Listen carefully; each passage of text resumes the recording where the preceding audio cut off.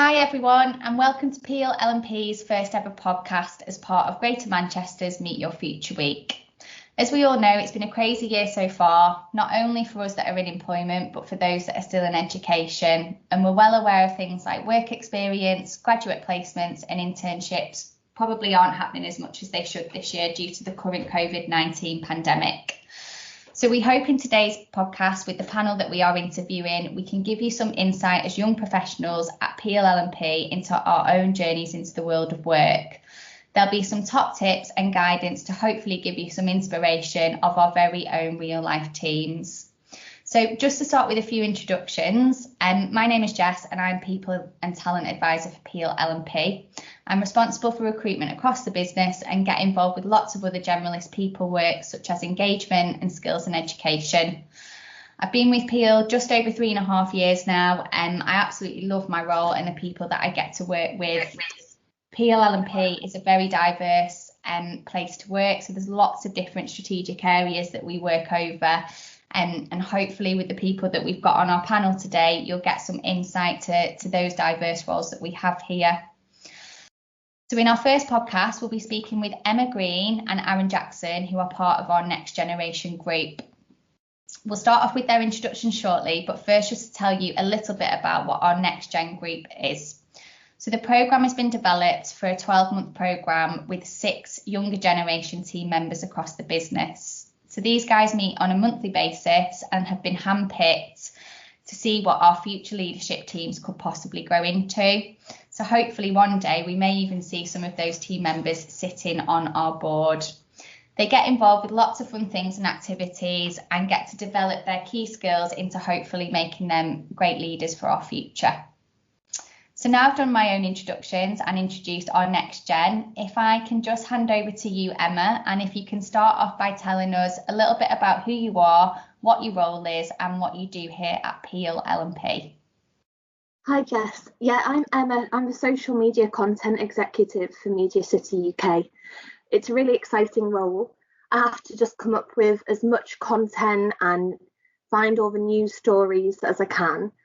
Media City's got quite a big social media following. So we've got about 57,000 people who follow us on Twitter, 22,000 people who follow us on Facebook, and about 13,000 who follow us on Instagram.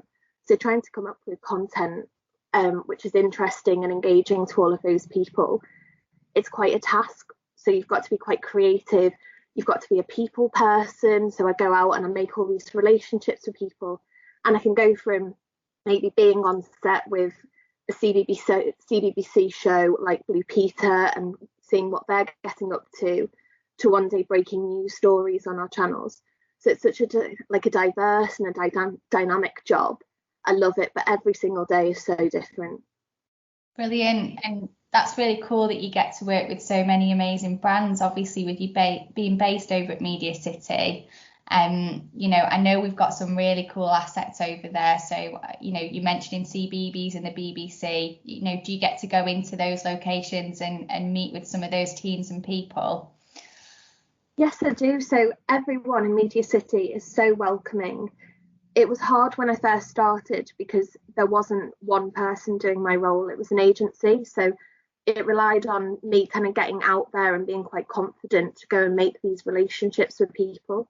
But I do get to go behind the scenes. We've got this amazing studio facility in Media City where some of Britain's most loved shows, they're recorded in the same building we have our offices in. Wow. So that's called Doc 10 and we get to pop down there and then have a look at what's going on. So I've been in the audience for The Voice before. I've seen, like Ollie Mers's dressing room and where will.i.am goes for his kind of chill out sessions before it gets recorded. I've done bits on the red carpet with them. And then when we've had amazing shows over at the Lowry Arts Centre, that's also based in Media City. So I've gone and done, like, in this case, it was the green red carpet for The Grinch, but I was covering that live. I was meeting, like soap stars and stuff as well, and people from Love Island and just everyone who has an interest in culture and television. I get to go and cover all of that. BBC Sport Relief that was filmed in Media City as well. So I was covering all of that action. It's great. Yeah, that sounds fantastic. Yeah, what a role to get, hey? And Aaron, what about you? Do you want to tell our audience here today kind of what you do, what your job is, and day to day kind of what you get involved with? Yeah, sure. So I'm Aaron, I'm 23 and I'm a development planner here at Peel. So as you may know, Peel own quite a lot of land in the northwest of England. So my job role as development manager is to look at the land, apologies, appraise it and see what's the best development for it on site. And this means it can either be developing retail destinations, sports, recreation, heritage destinations. You really get to work on quite a variety of different projects, which is really good because on a day-to-day you just never know what's going to come out and what you're going to be looking at. And yeah, we started working close with our house building company Northstone, who are building sustainable eco homes in the northwest. So yeah, it's really fun to be part of all the different job roles and projects really. Yeah, fantastic. And for our younger audiences, I know particularly for myself during school, and whether it was just where I was at school, we weren't really taught much about kind of property, the built environment, and your role like a planner or development. So was that discussed when you were maybe in secondary school? Like how did you get into planning? Like what made you choose that career path? For me, I always had an interest in geography, and from that I chose geography at A level along some other subjects, and then I decided to go to university, and I was just looking at different courses. Obviously, location played a part in university and where I wanted to go, but different courses, and I chose a human geography degree, and then on the first day there, when they got an introduction, they said we also do a human geography and planning degree. Okay. So I've got the careers and stuff involved at the end, and I changed over to that course. So to be completely honest, I wasn't 100% sure what I wanted to do at a young age, but it found its way. Really enjoyed my course, and then was fortunate enough to get a job in the industry quite soon after university, and now working for a great role at Peel. So yeah, it's kind of not the clearest of journeys and not the most decided, but so far it's worked out. So quite grateful. And that's great because obviously if your passion was within geography, it's nice to highlight that to maybe some others that are maybe going through subjects and picking of their topics and things now. It's good to know that was your passion, and obviously you're in such a successful role at a young age already here with Peel. So amazing, that's great. Okay. Yeah. And what about you, Emma? Like, what was your passion into getting into social media? Because I think now more than ever, my God, we are in a digital world, and particularly for the age ranges that we're speaking to today. So, what was your passion then? Because obviously you started your journey a few years before that. Well, social media, it's only been around kind of for the past like 10, 15 years, if that. So when I was at school, which was like 10 years ago, I was doing my GCSEs, it just wasn't talked about. Nobody engaged with it. People were on, well, it was originally like Bebo and then MySpace, and then they've kind of faded out. And then if you were really kind of edgy, you might have Facebook. But it was a way to kind of talk to boys more than, seen as like a professional tool for businesses. Yeah. And so I don't know, they'd probably laugh at me now, like I've used the tool I used to try and, flirt with people on, as now I've made my career out of it.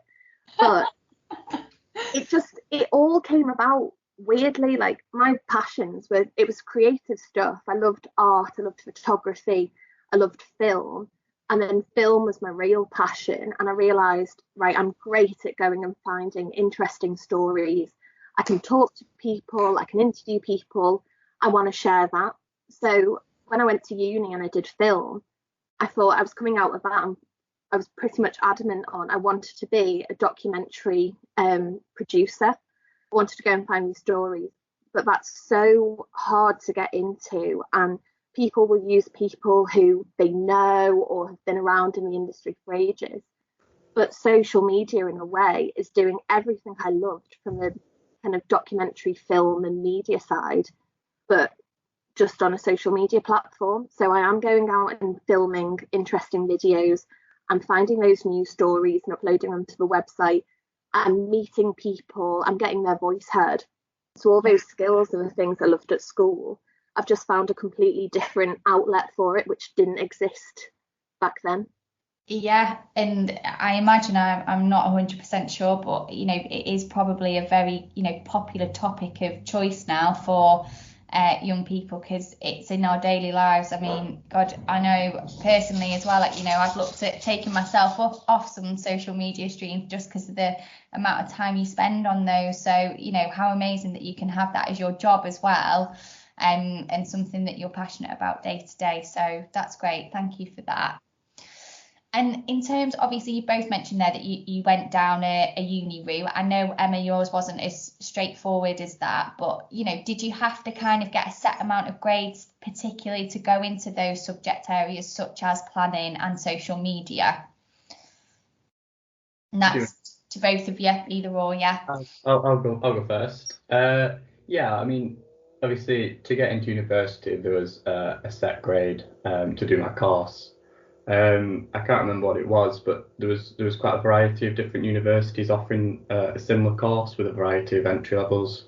But yeah, I needed some grades to get into university, and then fortunately from that I ended up getting a good result, and then secured a job off it. Yeah, that's how it worked for me anyway. Okay, and what about you, Emma? Well, mine wasn't straightforward, as everything with my life would be. So I went and viewed the universities. I knew I wanted to stay in the Northwest. I wanted to be kind of relatively close to home still. So I applied for University of Liverpool to do English with Communication and Media, and I applied for Liverpool John Moores to do film. The film studies option was lower grade wise, but that was the course I was really kind of after, because when I went, they were talking about, we've got all of these experiences and links with Media City and ITV and the BBC, and we put a real emphasis on work experience. So I knew that was the university I wanted to go for. But the school I went to, they said, well, the grades are higher for the University of Liverpool. You put that first, and if you don't get those grades, you've got a really good backup. And then when I took my exams, I did even better than I thought I was going to. So suddenly it got to results day, and I got an email coming through, and I'd gone to collect my results, and it said, oh, you're off to the University of Liverpool to do English. And I thought, well, that's not what I want to do. What am I going to do? So then I had to go and speak to the head teacher and the careers advisor, and I was like, I'm off to a university I don't want to go to. And they said, but that's your top choice. So I had to ring up John Moores, ask if they still had a place for me, secure that place. Then I had to release my place at the University of Liverpool, go through clearing, which is normally a thing that if you haven't got your top choice, you go through that process. Yeah. And whilst everybody else was already in the pub on results day, I was going, I'm not sure what university I'm going to. Now I haven't got a hall for residence because I've lost that place too. Oh no. But, yeah, it was a bit manic that day, but everything fell into place. Yeah, and I'm sure for the young people that went through that this year, there was so much change to how even the kind of marked and things, wasn't there? That pressure and stress on those young people must have been really quite tough. So hopefully things get a little bit more straightforward come next year. Definitely. And also I would just say that's the importance of putting the option which is right for you first. Okay. Don't let somebody else kind of dictate your choices, because you'll know what's right for you and the course you want to go and do and the university you want to go to. Don't let the grades dictate your order. Yeah, and I think that's a really good point there, Emma. And again, I didn't go through a traditional university route. I did an apprenticeship. And to be quite frank, at the age of 16, when you've got all those different options, it's overwhelming. I personally found anyway, to know what you actually want to do at that age. And I think it's quite an important statement, for this kind of event to stress that, it might not be that first option that you thought you wanted to do. I mean, I'm sure I could ask each and every single one of us here. I mean, I bet when you were younger, as in probably primary school age, you probably weren't even thinking about planning. I might be wrong, but what was the first career path? Was it something totally different? Yeah. I mean, like you say, I mean, even at 16, you can't be expected to know what you want to do for the rest of your life. But it will always find a way, and the path always works out in the end. But I think for me, as a kid, I think I wanted to be a helicopter pilot. Yeah. But I found out I couldn't do it because I'm slightly colourblind. So that was chalked off. Yeah. So, but no, obviously it's hard, but it does always work its way out in the end, doesn't it? Like Emma said, as long as you stick to what you want to do and you enjoy, I think you'll find a way. I think it's your passion, isn't it, that helps you with those choices. So, okay, thanks both for that. That's really great. So just a little then on kind of that transition from being in a learning environment, whether that be university, apprenticeships, or, you're still at kind of school or sixth form. What was that transition like for you both coming into, from a learning environment to a professional environment? I mean, I don't know if either of you kind of did any work experience or graduate internships or anything like that prior to getting your roles at Peel or elsewhere. Can you tell me a little bit about like what your journey was from school and that transition into a professional working environment? Do you want to say it, Emma, or? Yeah, sure. So even whilst I was at school, I was doing as much work experience as I could. I think that's really important, those work experience placements. So my very first one, again, I wasn't quite sure what I wanted to do, but I had a feeling like maybe events or something to do with politics, perhaps. So I managed to get my work experience when I was 15 or 16 with a woman who was she was a candidate to be an MP, and she did go on to be an MP, and she still is an MP. And at the time she had an events company, but we were going down to, my first day, we went down to the House of Lords. So being 15 and going there, that was amazing. And then the rest of the week was kind of the typical stuff you would do on work experience. So making the cups of tea, doing the errands. She sent me out to buy a fake tan, that sort of stuff. Then as I got older, the work experience started getting better, because a lot of places you might be able to contact the place you really want to do work experience, but because of their internal policies, some of them don't take work experience before you're 18. So whilst I was at uni, I did have some great work experience placements. I went and did a placement with the BBC, and I worked on a drama called Our Zoo, which was all about Chester Zoo and the setup of that. So I was working with like behind the scenes in the production office, but there were stars there. And then also we were like, we had monkeys on set and penguins and like ravens, and I'm a bit scared of birds, so I didn't actually realise penguins can jump as well. And then I've done some like great work experience placements, and then I did one which wasn't as great on another BBC drama, but this time I was in the art department, and one of the jobs they had me do, I had to put a 500-piece jigsaw together, and they wanted it turned around in about an hour, but that wasn't going to happen. Then they were like, do you mind organising the prop cupboard? So I had to move around like pretend coffins and this, and I thought, what have I signed myself up for? But you do get to figure out like, okay, I really liked the production side of one, I loved that, and I loved working behind the scenes, but the art department wasn't quite for me. So it's so important just to try and get as many different work experience placements as you can. And even if it ends up awful, like me with those coffins, at least it's a story I can tell someone. Like nothing's wasted. No, and I'm sure, some learning experience to work out what you did and didn't like. So that's great. And what about you, Aaron? Did you get involved with any kind of work experience or placements either during your university or before? I did, yeah. Can't say as many or as exciting as Emma's, but I did get a placement as one of my modules at university, which I thought was really helpful. I worked in Leeds City Council's planning office.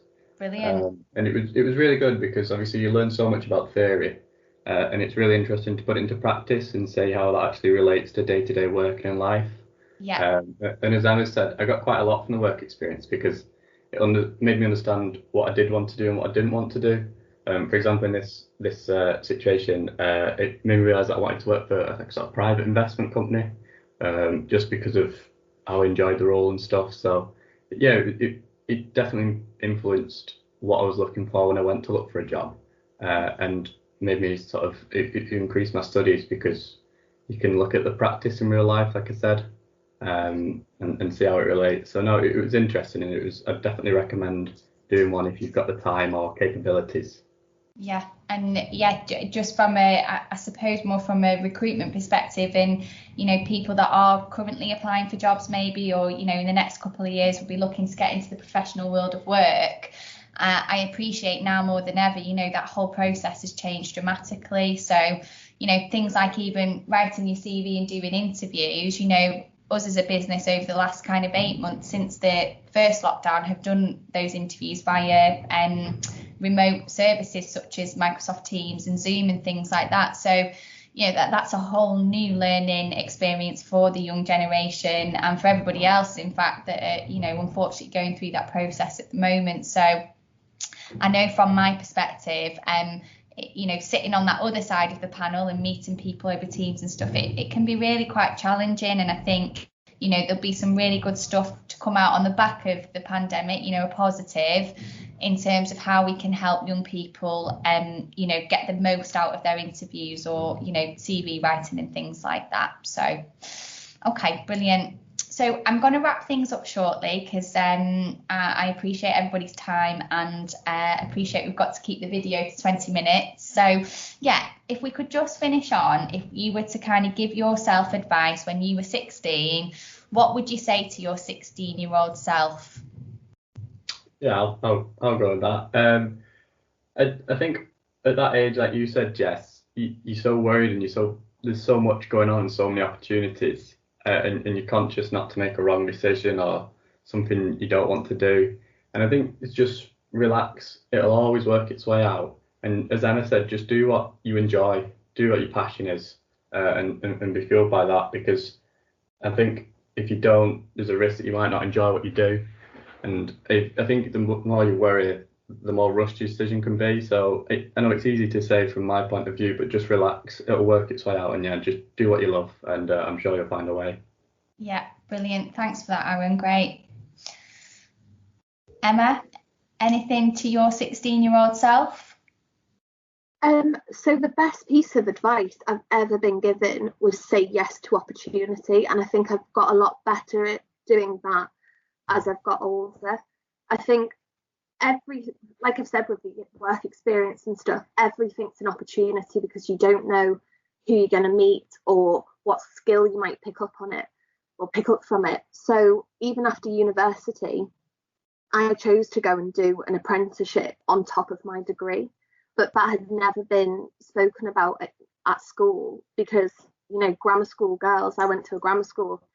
Back in the day, it didn't seem like grammar school girls would do an apprenticeship. And now I think that stigma's been changed a bit as well.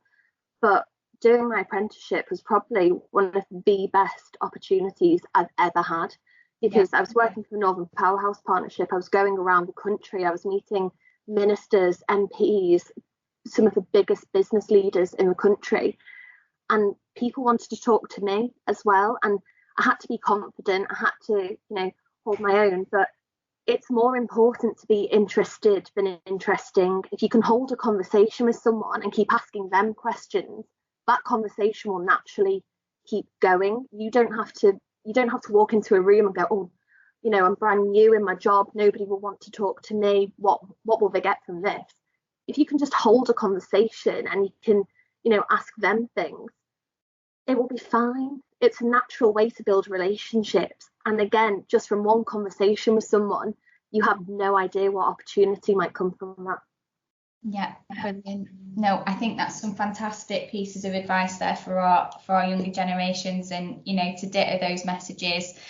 Confidence is a tricky one sometimes for people that maybe lack in that area, and I think that does come with age. I think over time your confidence does grow, particularly when you're learning more about maybe those subject areas that, you know, you're passionate and interested in. So that's brilliant. Well, thank you so much to Emma and Aaron for joining us today.